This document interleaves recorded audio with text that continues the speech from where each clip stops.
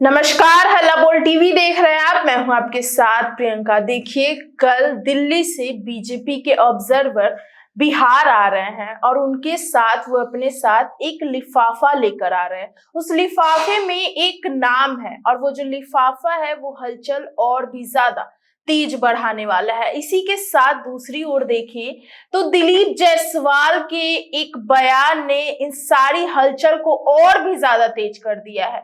क्या है ये पूरा मामला, इसी विषय पे आपको और भी ज्यादा जानकारी देंगे हल्ला बोल टीवी के संपादक दीपक शर्मा। देखिए, पहले एक आपने उलझा दिया है, अब इसको धीरे धीरे मैं सुलझाता हूँ। बिल्कुल।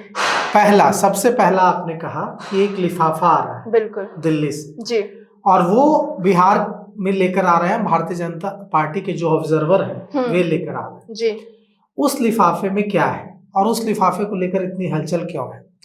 तो कल सुबह 10 बजे भाजपा की जो है अटल सभागार में, भाजपा का जो अटल सभागार है जी, उसमें भाजपा विधायक दल की बैठक होगी और ये ऑब्जर्वर एक नाम लेकर आ रहा है जिसे नेता चुना जाना है कल भाजपा विधायक दल का, और वो ऑब्जर्वर ही लेकर आ रहा है वो नाम दिल्ली से। अच्छा, लेकिन कहा जाएगा कि ऑब्जर्वर सिर्फ नजर रखने के लिए, निगरानी के लिए आए हैं। नाम भारतीय जनता पार्टी के विधायकों ने आपसी सहमति से चुना है, लेकिन सच ये है कि आपसी सहमति से चुनने के बाद बस एक बात है। अच्छा, असल में कल जिसको भारतीय जनता पार्टी का विधायक दल का नेता चुना जाना है उसका नाम ऑब्जर्वर्स, बीजेपी के ऑब्जर्वर्स दिल्ली से लेकर उस लिफाफे में आ रहे हैं। और कल सुबह 10 बजे भाजपा के अटल सभागार में भाजपा विधायक दल की बैठक है और इसमें बीजेपी के विधायक अपना नेता चुनेंगे। अच्छा, केंद्र से पर्यवेक्षक जो बीजेपी के आ रहे हैं ऑब्जर्वर्स जी। और इसके बाद जब बीजेपी विधायक दल की कल बैठक हो जाएगी 10 बजे, उसके बाद एनडीए की बैठक होगी और फिर सरकार गठन का काम पूरा होगा। 21 तारीख तक सरकार गठन का काम पूरा हो जाएगा जी। अब इस बीच अब आपने एक और बात कही थी, आपने कहा था कि ये सब तो चल रहा है लेकिन दिलीप जायसवाल जो भारतीय जनता पार्टी के प्रदेश अध्यक्ष हैं उनका एक बयान आता है और उनके बयान से और हलचल तेज हो जाती है। वो बयान क्या है? वो बयान ये है कि दिलीप जायसवाल से जब पूछा गया कि कल तो बैठक होगी तो उन्होंने कहा कि हाँ, कल सुबह 10 बजे भाजपा के अटल सभागार में भाजपा विधायक दल की बैठक होगी। तो उनसे पूछा गया कि उसमें विधायक दल का नेता चुना जाएगा भारतीय जनता पार्टी का, उन्होंने कहा कि हाँ, उसमें भारतीय जनता पार्टी का विधायक दल का नेता चुना जाएगा, ऑब्जर्वर आएंगे दिल्ली से और हम चुन लेंगे कि हमारा भारतीय जनता पार्टी का विधायक दल का नेता कौन होगा। फिर उनसे पूछा गया कि एनडीए विधायक दल की बैठक कब होगी, तो उन्होंने कहा कि पहले बीजेपी विधायक दल की बैठक होगी, उसके बाद एनडीए विधायक दल की बैठक होगी, उसके बाद बीजेपी विधायक दल की इधर बैठक हो रही होगी, उधर जदयू विधायक दल की बैठक होगी, उधर लोजपा विधायक दल की बैठक होगी, तमाम पार्टियों की बैठक होगी, उसमें अपना अपना सब नेता चुनेंगे विधायक दल का और फिर एनडीए की बैठक होगी। इसके बाद उन्होंने जो कहा वो चौंकाने वाला था। जब उनसे पूछा गया कि 20 तारीख को शपथ ग्रहण होगा ना, तो उन्होंने कहा कि संभावित है। अच्छा, हाँ, उन्होंने कहा कि संभावित है, अभी इस बारे में कुछ भी हम आपको नहीं कहेंगे, हम बाद में बताएंगे। संभावित है कि 20 को शपथ ग्रहण है। अच्छा, 21 तारीख तक सरकार गठन का काम पूरा होगा, लेकिन 20 के शपथ ग्रहण को लेकर की पुष्टि नहीं की उन्होंने कहा कि संभावित है। और उधर नीतीश कुमार ने इस्तीफा नहीं दिया है। नीतीश कुमार कैबिनेट की आखिरी मीटिंग के बाद, देखिए परंपरा है कि चाहे वो केंद्र की बात हो या राज्य की बात हो, प्रधानमंत्री या मुख्यमंत्री अपने आखिरी कैबिनेट मीटिंग में यह प्रस्ताव पारित करते हैं कि विधानसभा भंग करने की सिफारिश की और उस सिफारिश को लेकर राष्ट्रपति से प्रधानमंत्री मिलते हैं और मुख्यमंत्री जाकर गवर्नर से मिलते हैं और उनको विधानसभा भंग करने की सिफारिश करते हैं, जिसे राज्यपाल मान लेते हैं और विधानसभा भंग कर दी जाती है। नोटिफिकेशन नई 18वीं विधानसभा का जारी हो जाता है और सरकार गठन की कार्यवाही शुरू हो जाती है। इस बार यह परंपरा टूट गई। अच्छा, नीतीश कुमार कैबिनेट की आखिरी मीटिंग में यह प्रस्ताव पारित हुआ कि 19 को विधानसभा भंग करने की बात हुई कि 19 को भंग करेंगे। अच्छा, और 19 तक मुख्यमंत्री हैं नीतीश कुमार। वे राज्यपाल से मिलने गए लेकिन इस्तीफा नहीं सौंपा, कहा कि 19 को देंगे इस्तीफा। जी। अब कल बीजेपी विधायक दल की बैठक होनी है। बिल्कुल। कल बीजेपी विधायक दल की बैठक होगी, कल ही एनडीए की बैठक होगी। उन्हें पहले चुन लिया जाएगा विधायक दल, एनडीए विधायक दल का नेता, तब वे 19 को इस्तीफा देंगे। अच्छा। नहीं तो नहीं देंगे। बिल्कुल। तो बहुत सारी चीजें जो दिख नहीं रही है, बहुत सारे खेल हो रहे हैं और नीतीश कुमार के मन में डर है कि अगर आज वे इस्तीफा दे देते तो आज 17 तारीख है जी, 17, 18, 19 3 दिन का वक्त मिल जाता भारतीय जनता पार्टी को अपना सीएम बनाने के लिए कुछ प्लान करने का। जी। हालांकि हमारे पास जो खबर है उसके मुताबिक भारतीय जनता पार्टी का अभी अपना सीएम बनाने का कोई इरादा नहीं है। अच्छा। भारतीय जनता पार्टी नीतीश कुमार को ही मुख्यमंत्री बनाना चाहती है, क्योंकि भारतीय जनता पार्टी को यह पता है कि अगर अभी नीतीश कुमार मुख्यमंत्री नहीं बनेंगे तो भारतीय जनता पार्टी की बड़ी बदनामी होगी। बिल्कुल। चंद्रबाबू नायडू से लेकर जितने उनके अपना दल, यूपी से लेकर के जितने भी उनके सहयोगी हैं, वो सबको इस बात का डर लगेगा कि भारतीय जनता पार्टी अपने सहयोगियों को निगल रही है। जी। और प्रधानमंत्री नरेंद्र मोदी ने अपने भाषण में भी इस बात का संकेत दिया था, जो प्रचंड जीत के बाद जो उन्होंने दिल्ली में बीजेपी के मुख्यालय में जो भाषण दिया था, उसमें उन्होंने कहा था कि देखिए कांग्रेस अपने सहयोगियों को खा जाती है, मतलब कांग्रेस परजीवी है, तो वो ये नहीं साबित करना चाहेंगे कि भारतीय जनता पार्टी भी परजीवी है, वो भी अपने सहयोगियों को खा जाती है। तो उन्होंने सुशासन की सरकार का भी जिक्र किया था, तो उससे एकदम साफ था कि प्रधानमंत्री नरेंद्र मोदी यही सिग्नल दे रहे थे कि Nitish Kumar is going to become next chief minister in Bihar जी।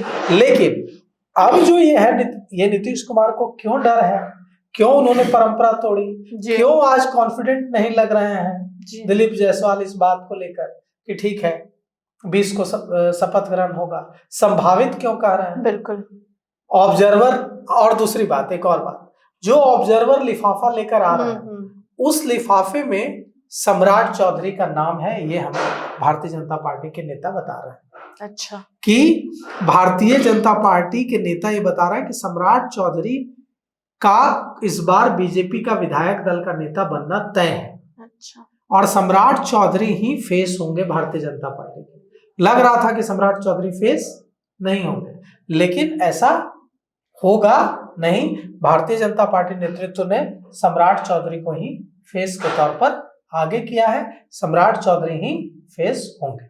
जी। ऐसा भी तो हो सकता है जैसे सम्राट चौधरी को ही क्यों चुना, बहुत सारे बीजेपी में नेता है, इसलिए चुना गया है सम्राट चौधरी को, क्योंकि देखिए सम्राट चौधरी कुशवाहा है और कुर्मी वोट बैंक पर नीतीश कुमार का कब्जा है। कुशवाहा वोट बैंक अब तक नीतीश कुमार के साथ रहा है जी। लेकिन राष्ट्रीय जनता दल लगातार कोशिश कर रहा है कि कुशवाहा वोट बैंक अब उनके साथ चला जाए, गया नहीं। कुशवाहा खड़ा रहा एनडीए के साथ। तो अगर एक कुशवाहा नेता को भारतीय जनता पार्टी आगे करती है तो भूमिहार, राजपूत, लाला, ब्राह्मण, ये जो चारों जातियां हैं, सवर्ण जातियां, ये पहले से बीजेपी के साथ रहती हैं। इसमें कुशवाहा भी जुट जाएगा। इस वैश्य जो जातियां हैं, वैश्य कम्युनिटी भारतीय जनता पार्टी के साथ रहती है। तो ये एक सवर्ण जातियां, वैश्य, कुशवाहा और यादव का भी एक धड़ा अब बीजेपी के साथ जाने लगा है। देखिए रामकृपाल यादव कितनी मजबूती से जीते। बिल्कुल। रामकृपाल यादव की यह जीत बताती है कि बिहार के यादव अब बीजेपी को एक्सेप्ट करने लगे हैं।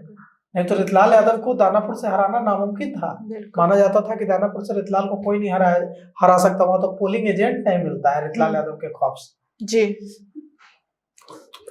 राजवल्लभ यादव की पत्नी जीती है नवादा से, विभा देवी, वहां से कौशल यादव हारे हैं जदयू के जी। राजद के जदयू के नेता थे पहले कौशल यादव। अच्छा। चुनाव से पहले पाला बदलकर चले गए तेजस्वी यादव के जी। और आरजेडी के टिकट पर लड़े। और राजवल्लभ यादव की पत्नी विभा देवी थी आरजेडी में, वो चली गई जेडीयू में, और वो जेडीयू से लड़ी, और जो जेडीयू के कौशल यादव थे वो आरजेडी से लड़े। क्या हुआ? यादवों ने वोट किया वहां जेडीयू को। तो अब कोशिश है उन जातियों को अपने साथ करने की बीजेपी की जो जातियां कहीं न कहीं नीतीश कुमार के वोटर रही हैं, तो नीतीश कुमार के वोटर कौन रहे, कौन जाति रही है, कुशवाहा को भारतीय जनता पार्टी सम्राट चौधरी को आगे कर अपने साथ करना चाहती है। ऐसा भी तो हो सकता है कि विपक्ष को जवाब देने के तौर पे, क्योंकि जैसे जितने सारे आरोप लगे थे सम्राट चौधरी पे, तो उन सब का जवाब इस तौर पे बीजेपी देना चाह रही हो कि उनको अध्यक्ष बना। देखिए, आपने जो कहा प्रियंका वो बात सही है, सम्राट चौधरी पर इतने आरोप लगे, और मैं दाद देता हूं सम्राट चौधरी के धैर्य की जी, कि सम्राट चौधरी ने कभी भी उग्रता से या किसी भी तरह से आक्रोश से इसका जवाब नहीं दिया। बिल्कुल, उन्होंने एकदम शांत और संयम तरीके से इसका जवाब दिया। वे सारे आरोप गलत थे, यह बात सुप्रीम कोर्ट ने कह दी जी, उनको सुप्रीम कोर्ट से क्लीन चिट मिली है।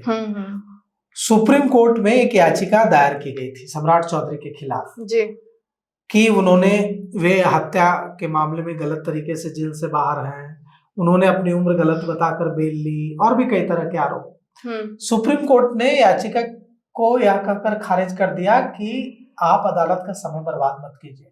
मतलब सुप्रीम कोर्ट को इस लायक भी नहीं लगा, ये आरोप में इतना दम भी नहीं दिखा कि उस पर सुनवाई आगे की जाए जी, और यह इससे बड़ी क्लीन चिट सम्राट चौधरी को दूसरी नहीं हो सकती जी।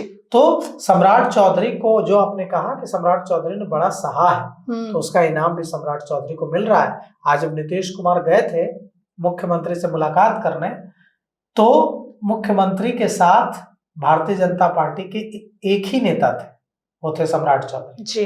विजय चौधरी थे, तो विजय चौधरी तो जेडीयू के नेता है, लेकिन भारतीय जनता पार्टी के साथ अगर नीतीश कुमार पीछे की सीट पर बैठे थे, विजय चौधरी आगे की सीट पर बैठे थे, पीछे की सीट पर नीतीश कुमार के साथ कोई बैठा था तो वो थे सम्राट चौधरी।